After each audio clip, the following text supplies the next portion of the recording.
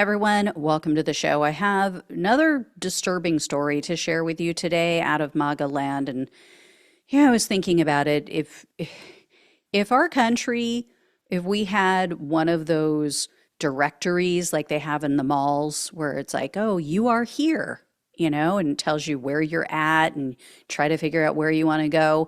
If we had one of those for our country, like we would be standing in the spot that's autocracy, that is, fascism, that is everything wrong that you don't want for a country. Banana Republic, you are here, and we don't mean the store.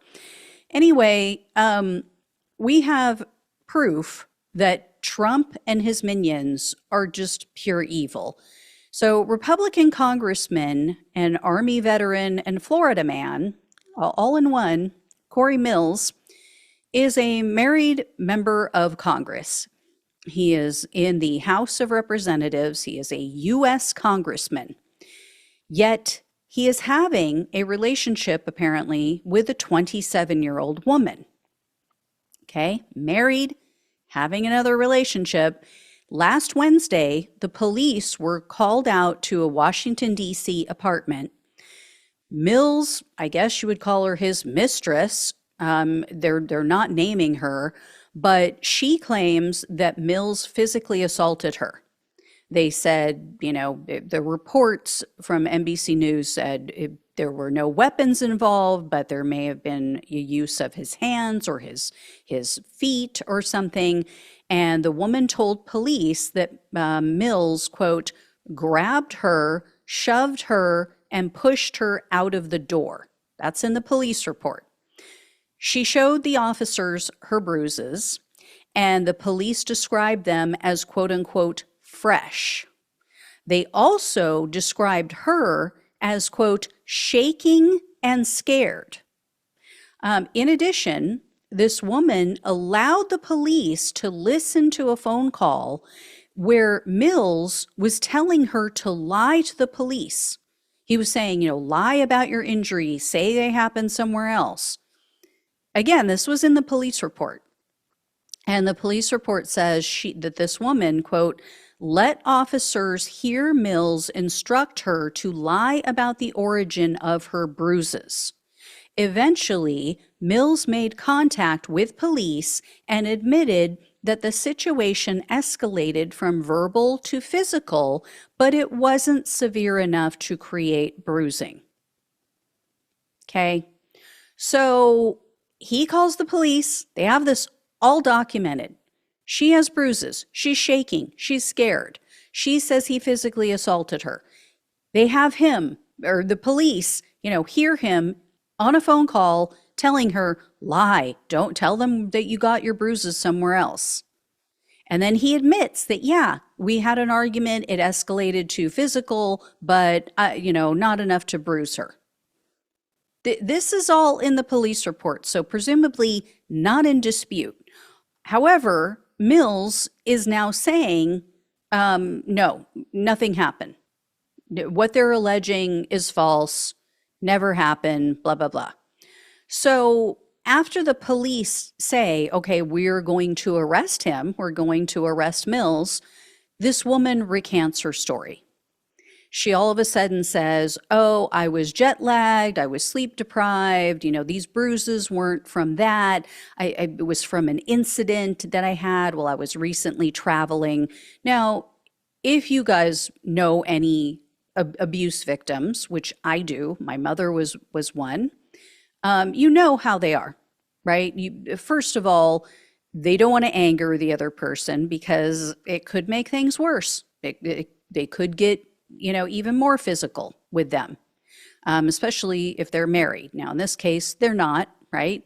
Because he's married to someone else. But, if they care about the relationship and they want to stay in the relationship, they might backpedal. Well, a lot of women do. And I'm sure men do too, if they're the victims of abuse, of domestic abuse. So this is not uncommon. This is very common with abuse victims. Again, just going based on what the police report says, this guy hasn't been arrested, as you're going to hear, and no charges have been officially filed.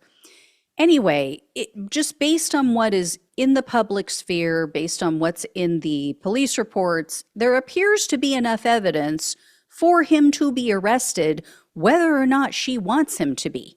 Because if they see bruises, and as they called them, fresh, and witnessed her scared, shaking, and this guy's admitting, yeah, we did get into a physical altercation. So anyway, the police send an arrest warrant over to the U.S. Attorney's Office. Unfortunately, the interim U.S. Attorney right now is a man named Ed Martin. Martin is a Trump humper who was at the Capitol on January 6th. That tells you what and who we're dealing with here. Martin refuses to sign the arrest warrant. And he gave some BS excuse of, we need to look into it more. We need more information. So more corruption, more Trump administration corruption. And, part of it, I'm sure, maybe part of their calculation is, we have such a thin margin in the House. We need every vote we can get. I mean, that's why Elise Stefanik still hasn't taken over her new position in Trump's administration, because they can't afford to lose even one vote. And as NBC has pointed out, this is not the first time that the Trump administration has covered for his allies. I mean, keep in mind, this guy has been in office now, 5 weeks as of this week? We already have multiple instances of this. So a jury had found that Nebraska Republican Jeff Fortenberry was guilty of corruption. This is not in dispute. Jury said, yeah, he's guilty. Donald Trump's Department of Justice just dropped that case. There was also a Tennessee Republican, another House member. These guys are members of the House, U.S. members of Congress. Okay. Tennessee Republican Andy Ogles was under investigation when Donald Trump took office for potential financial crimes.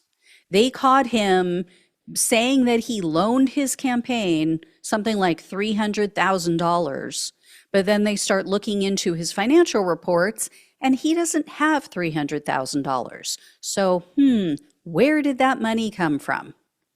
So his phone was seized, his emails were subpoenaed. Again, he was under investigation by the Justice Department. Well, Ogles goes out, you guys may remember this, you may have heard of this. He goes out and introduces a bill in Congress to allow Trump to run for a third term. About a week after that, what do you know? A CBS affiliate reported, quote, federal prosecutors based in Nashville have withdrawn from the criminal investigation of Tennessee Congressman Andy Ogles, an unprecedented move that could signal plans by the Trump administration to drop the case against a Republican ally. With no explanation, acting U.S. Attorney Brian McGuire filed a notice late Thursday to withdraw Assistant U.S. Attorneys Robert S. Levine and J. Christopher Sudikim from an ongoing legal dispute over the FBI's access to evidence seized from Ogles last year. Yeah, so another one, just gone. Poof, we'll make it go away for you. Check this one out. Last week, Sludge reported that there was this cryptocurrency exchange company. It's called Coinbase, or there is this company called Coinbase. They were being sued by the Securities and Exchange Commission under the Biden administration. So they alleged that this Coinbase had done something shady, had done something illegal, so they were being sued. Coinbase CEO Brian Armstrong goes and meets with Trump privately at Mar-a-Lago in November of last year. And then right after that meeting, he donated $1 million to Trump's inauguration. And what do you know? Donald Trump's SEC just dropped that lawsuit. We are witnessing the most blatant quid pro quos in history. I mean, they're not even trying to hide it. They're not even trying to put this veneer of respectability over any of this anymore. Because why? Why would they? The Supreme Court said Donald Trump has complete and total immunity for anything he does in office. So even if he obstructs justice, even if he wipes the slate clean, lets complete criminals off the hook, can't do anything about it. It's part of his duty as the president. But these people want to bitch and cry and moan about Hunter Biden. Really? Over a gun charge? Yeah. So, so much for the party of law and order, so much for the party of family values, right? They've got mistresses, alleged crimes, alleged bribes, alleged abuse. Sounds like more like the mafia to me than a legitimate Republican Party, a legitimate political party in the US. Anyway, guys, when I hear more, because I guarantee there will be more, I will let you know. Thank you so much for watching and listening. Please like, please share, and subscribe. Please donate if you can. Love you all. Take care. Talk with you soon.